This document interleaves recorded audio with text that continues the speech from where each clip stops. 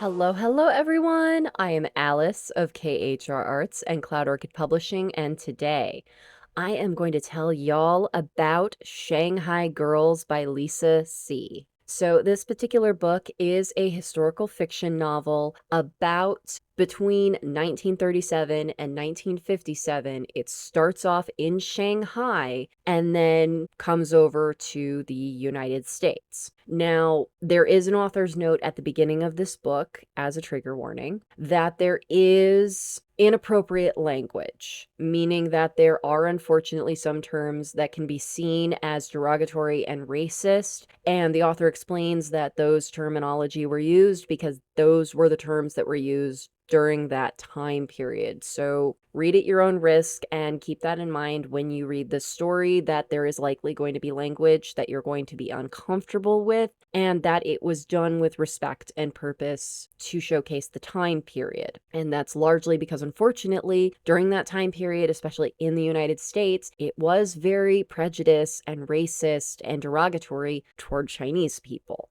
That's a big part of this story. Our two main characters are Pearl and May, and they are Shanghai girls. And so at the time, Shanghai was like the Paris of Asia. It was happening, y'all. It was where everybody was showcasing all of the haute couture fashion. Everybody was out to see and be seen. Everybody was very wealthy. Everybody was living their best lives. And so were Pearl and May. They were having a fabulous time, living their best lives, going out on the town and having fun until it all comes to a screeching halt when they find out that their father has a gambling problem, because of course he does. And he has sold them off to be married in order to pay that debt. And unfortunately, they're being married off to a pair of Chinese men who live in the US. So not only are they suddenly being married off, but they're being shipped off halfway across the world to a country they know nothing about, to be around people they don't know, to be married to guys they don't know. So all of this really sucks and is really scary. So originally, they do try to escape. And unfortunately,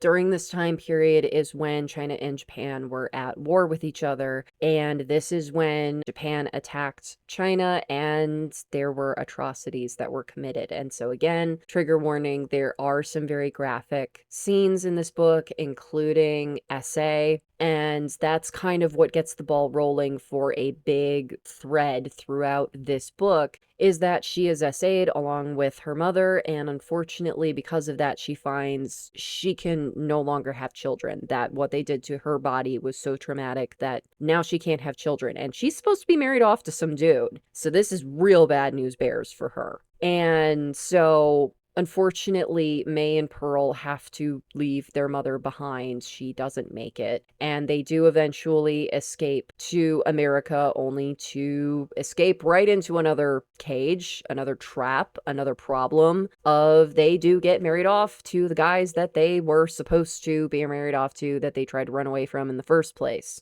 The only problem is that before all of this happened, May was doing shenanigans with a guy that she really liked.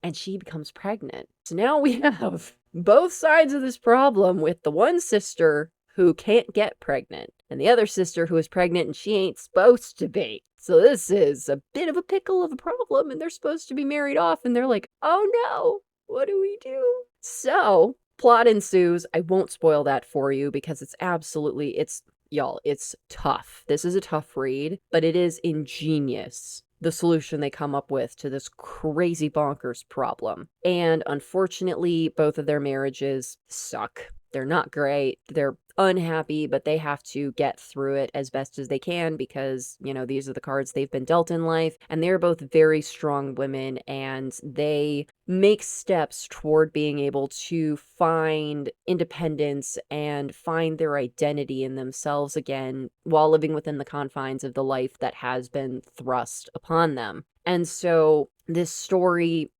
once they leave Shanghai, it's entirely in the United States, where this story takes place. And there is actually a sequel to this book. I have not read it yet, but it looks very exciting, and it is actually about the daughter that the sister who did shenanigans gives birth to. So it is about that daughter, and we follow her journey. So it's really cool that there is also more story to this in the form of like a sequel book with their daughter. But I just think that this is a really good snapshot into a time and place in history that really is not taught in school, and that a lot of people don't know about, is that during this time period when Japan and China were at war with each other, a lot of people don't know about that particular war, and a lot of people don't know about the atrocities that were committed during that time period. This was the same time period when the Chinese were coming over to America and helping us build our railroads, and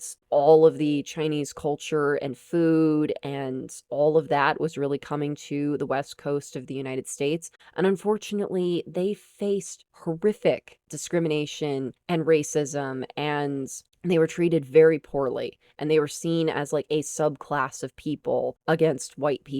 And just seeing how they persevered and how they were able to build these communities and find small successes for themselves, which eventually built up into the amazing successes and the absolutely flourishing and incredible successes of the Chinese Americans today, not just on the West Coast, but everywhere across the country. So this was a really unique snapshot for me, as it was a part of history that I wasn't very familiar with, and I learned a lot. Like I said, there are a lot of trigger warnings for this book. It's a really hard read. It's a bit graphic at times with some of the violence that it describes, so this is definitely not for the faint of heart. But if you can persevere through that, it is very much worth reading, and these two ladies are so strong, and the story does not let you down. I hope y'all enjoyed this video. If you did, please be sure to give it a like, and if you're new, subscribe.